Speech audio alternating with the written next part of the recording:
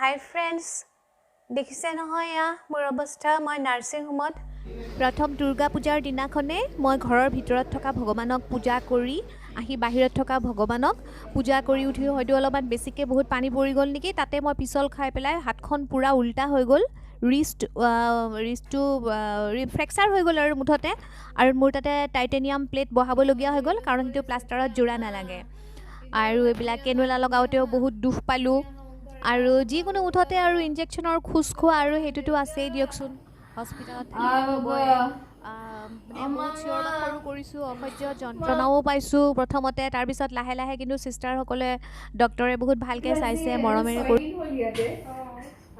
Hospital ভৰ্তি হোৱা 6 দিন হ'ল। যেতিয়া অপাৰেশ্যনৰ পিছতেই বা অপাৰেশ্যন কৰাৰ আগৰ পৰা প্ৰথমৰ পৰা যেতিয়া মানে তোমালোক আহা আৰু সেই প্লেটখন লৈ লৈ পেলাই আহা, মস্ত ইনজেকশ্যন লৈ মই ভাবোঁ আহিল আৰু এই অত্যাচাৰী কেইটা মোৰ ওপৰত অত্যাচাৰ কৰিব আহিল আৰু তাৰপিছতে দেখিছোঁ লাহে লাহে তোমালোকৰ লগত ইমান মৰম কৰিছা, ইমান ধুনীয়াকৈ গোটেই কেইজনীয়ে মানে ইমান ধুনীয়াকৈ মৰম কৰি দি আছে। এতিয়াও ধুনীয়াকৈ পিন্ধি আছে, ব্লাডো ওলাইছে অলপ। তো মানে সঁচাকৈ মানে চিৰকৃতজ্ঞ, তোমালোকে মোক বহুত মৰম কৰিছা। এতিয়া আৰু সেই ভাৱটো নাহে যে অত্যাচাৰ কৰিব আহিল, এতিয়া মোক উল্টা হৈ গ'ল। ইছৰাম, এওঁলোক আহিছে পূৰা এঞ্জেল, পূৰা কনফিডেঞ্চ আহিছে তোমালোকৰ ওপৰত যে নাই মোৰ এঞ্জেল আহিছে। ভেন নাছিলে, ভেন বিচাৰি নাপায়। কেনেকুৱাটো বেয়া হৈ গৈছিল নহয়, তুমিও ঘৰত গ'লা ন পূজা বুলি। তাৰপিছত মোক ভেন বিচাৰি পোৱা নাই। তাৰপিছত কেনকুলাটো বদলাবৰ কাৰণে মানে ল'ৰা এজন আহিলে দেই। ল'ৰাজন মানে মইতো নাজানো ল'ৰাজনৰ নাম কি। ল'ৰাজন মই কৈছোঁ কি মই চিঞৰিম, বেয়া নাপাব হা, এনেকৈ ক'লোঁ। কৰি পেলাই চিঞৰ মাৰিলোঁ, তেওঁ দিব ধৰিলে। তাৰপিছততো মোৰতো ভেন নাই। তাৰপিছত কৈছে নাই ভেন নাই, আপোনাৰ ভেনেই নাই, মই এতিয়া কি কৰোঁ?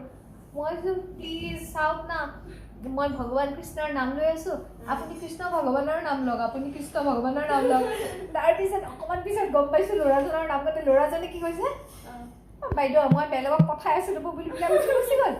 তাৰপিছততো গম পাইছোঁ ল'ৰাজন কি আছিল, ল'ৰাজনৰ নাম মই সুধিলোঁ। ল'ৰাজনৰ কিবা এটা ক'লে হা, তো মানে মহম্মদিয়ান হয়, চাইফুল নে কিবা এনেকুৱা ক'লে আৰু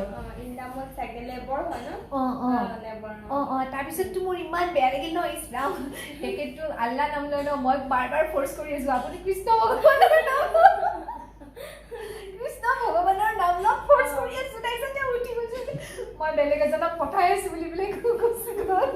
তাৰপিছত নেক্সট আৰু কিন্তু আহিছে দেই, তাৰপিছত ব্লাড লৈছে, হেনো বিচাৰি পালে আৰু থাৰ্ড টাইমত পালে আৰু বিচাৰি।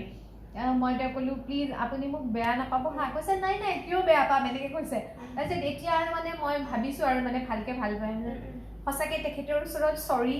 মানে এতিয়া মানে তেখেতক যে মই আল্লাৰ নাম দিব লাগে, মইতো কৃষ্ণ ভগৱানৰ নাম লওক বুলি কৈছোঁ। তেখেতৰ ওচৰত সঁচাকৈ চৰি।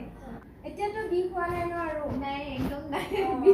অপাৰেশ্যনৰ পিছত মানে নৰ্মেলি মানুহবিলাকৰ প্ৰত্যেক পেচেণ্টৰে মানে বিষ থাকে আৰু আপোনাকে পাইছোঁ আৰু এনেকুৱা মানে অপাৰেশ্যনৰ পিছত যে বিষৰ ইনজেকশ্যন লোৱা নাই।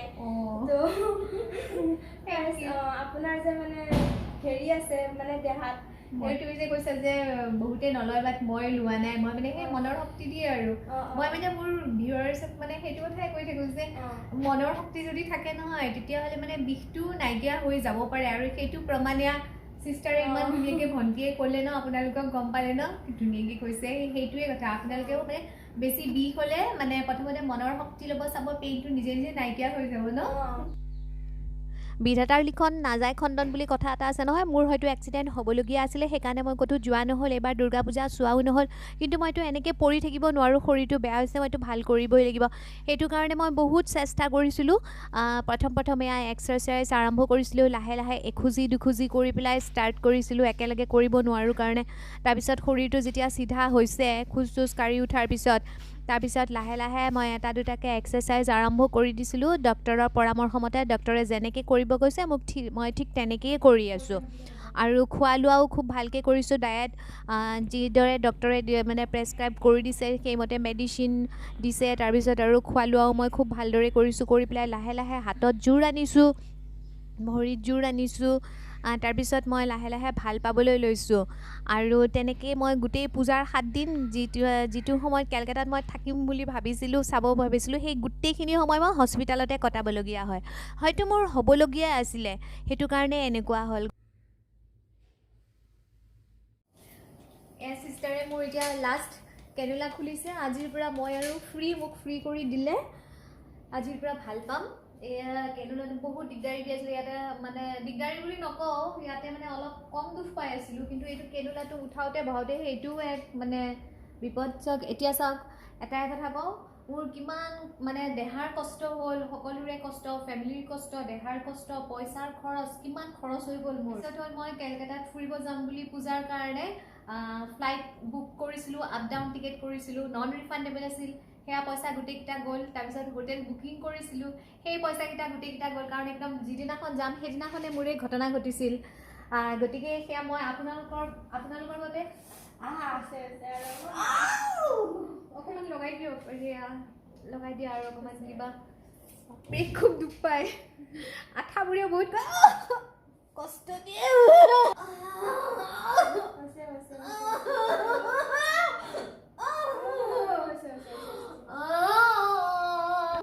সৰি মই অলপ চিৰবাখৰ কৰিছোঁ ধৰিছে এতিয়া এইটোৱে মুঠতে চব মই আপোনালোকৰ বাবে এতিয়া এক্সাম্পল মোক আপোনালোকে এক্সাম্পল হিচাপে লওক এভৰি ষ্টেপত আপোনালোকে সাৱধানে চলা ফুৰা কৰিব যাতে পিছল নাখায় গৰুৰ পৰা যাতে পৰি নাযায় তাৰপিছত যাতে এনেকুৱা অৱস্থা হ'বলগীয়া নহয় তো মোক এক্সাম্পল হিচাপে লওক আপোনালোকক লক্ষ্মী পূজাৰ বহুত শুভেচ্ছা জনালোঁ আৰু ভিডিঅ'টো চাই থকাৰ বাবে বহুত ভাল পালোঁ বহুত ধন্যবাদ লাইক কৰিব সাবস্ক্ৰাইব কৰিব আৰু মোৰ কাইণ্ডলি মোৰ চেনেলটো সাবস্ক্ৰাইব কৰি ল'ব অ'কে বাই বাই